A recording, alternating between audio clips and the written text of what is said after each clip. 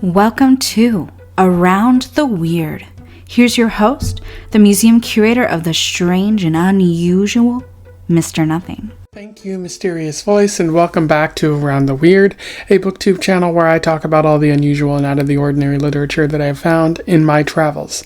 Today it is Poetry Thursday, so I want to talk about some poetry of interest that I've stumbled across and quite enjoyed. Today's poem is all about a very troubling world and one that produces a great deal of anxiety. And it's the current world that we live in, with people becoming aware of the trouble that the people in power are causing. I am referring to They Feed, They Lion by Philip Levine. For those who don't know, Philip Levine was a Jewish American writer who lived in between the mid-1900s to 2015, I believe, getting a lot of his work published from the 60s onward, even after his death. And a lot of his work focuses on people becoming aware of the trouble, as I said in the intro there, and sort of protesting the dark nature of America, talking about the common people and things like that, which might have been influenced on his upbringing in Detroit, which saw quite a big shift in between, the post-war period and the 70s, 80s, 90s, those times, going through a lot of trouble there. And he was also one of the writers who protested the Vietnam War, which is pretty good, clearly showing up on the right side of history many times. And so without further ado, let's talk about this poem. I will read it, do a little bit of analysis, and we will move on from there. They feed, they lion. Out of burlap sacks, out of bearing butter, out of black bean and wet slate bread, out of acids of rage, the candor of tar, out of creosote, gasoline, drive shafts, wooden dollies, they lion grow. Out of the gray hills of industrial barns, out of rain, out of bus ride, West Virginia to kiss my ass, out of buried aunties, mothers hardening like pounded stumps, out of the bones need to sharpen and the muscles to stretch, they lion grow. Earth is eating trees, fence posts, gutted cars. Earth is calling in her little ones. Come home, from pig balls, from the ferocity of pig driven to holiness, from the furred ear and the full jowl come. They repose of the hung belly, from the purpose they lion grow. From the sweet glues of the trotters come the sweet kinks of the fist. From the full flower of the hams, the thorax of caves. From bow down come rise up. Come they lion from the reeds of shovels. They grained arm that pulls the hands. They lion grow. From my 5 arms and all my hands, from all my white sins forgiven, they feed. From my car passing under the stars, they lion. From my children inherit. From the oak turned to a wall, they lion. From they sack and they belly opened, and all that was hidden burning on the oil-stained earth, they feed, they lion, and he comes. In terms of analysis, there's a fair bit to talk about with this poem. It's pretty simple and pretty short, but I think it gets at a growing rage that comes about as a result of inequality, that comes out as a result of an unhappiness with the way things are in the world. A specific line is repeated throughout the poem. You see it in the beginning. It's they feed, they lion. And they say, out of creosote, gasoline, drive shafts, wooden dollies, they lion grow.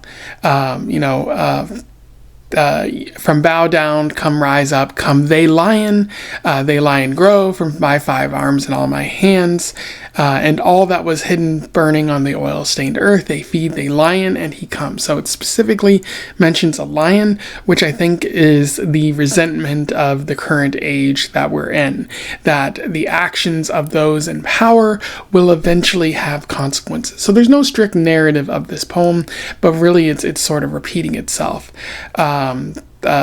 there's a specific poem that I can't remember the name of, but I think it's All Fall Apart or something like that, where it's like the falconer can no longer hear the falconer, the center cannot hold. And I think this poem is kind of expressing the same feeling and doing the same thing that poem is. A sort of warning, a portent of the future, that if things do not change, the lion will come, and it will result in something devastating happening to the people who are in power, to the people who are not in power. And it is kind of difficult to tell, like, whose lion is growing, like which side it's happening, because it does say, out of burlap sacks, out of bearing butter, out of black bean and wet slate bread, out of creosote, gasoline, drive shafts, wooden dollies, they lie and grow. Whose lion is growing?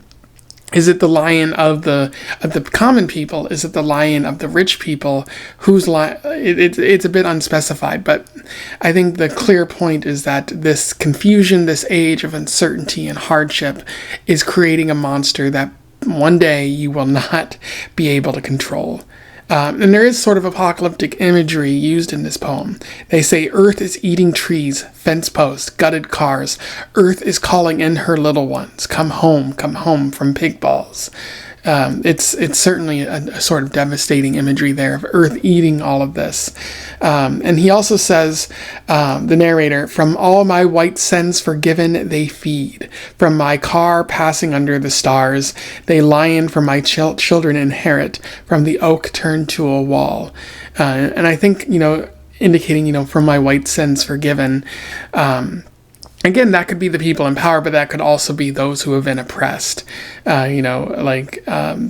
Your white sins will be forgiven if the lion comes, and then it'll be too late for you anyways, or something like that. You might have a different interpretation of that, but it's very clear that this is a sort of devastating time for the narrator and for the people around the narrator in the poem.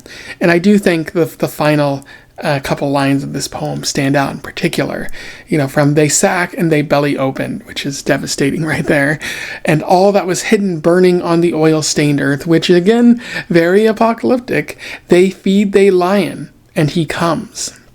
Because it specifically says throughout the poem, they lion grow, and it's like they feed they lion, and he comes. Oh no, what's coming for us? What devastating creature or devastating event could come about as a result of this feeding that takes place?